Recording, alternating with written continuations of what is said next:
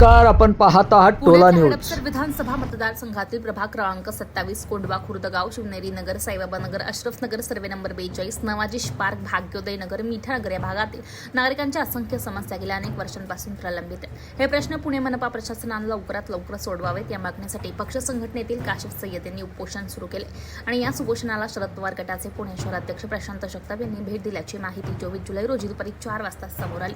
कोंडवा परिसरातील त्यांच्या आंदोलनस्थळी जगताप यांनी भेट देऊन त्यांना पाठीशी संपूर्ण राष्ट्रवादी काँग्रेस पार्टी शरदचंद्र पवार पक्ष ठामपणे उभा आहे असा विश्वास दिलाय।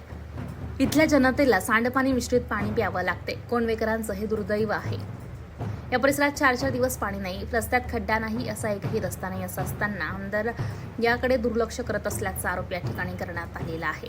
दरम्यान 1 सप्टेंबरला राष्ट्रवादी काँग्रेस पार्टी शरदचंद्र पवार पक्षाच्या वतीने हजारो नागरिकांचा मोर्चा पुणे महानगरपालिकेवर नेण्यात येईल जर ही परिस्थिती बदलली नाही तर असा इशारा देण्यात आलेला आहे। नमस्कार, आपण पाहत आहात टोला न्यूज।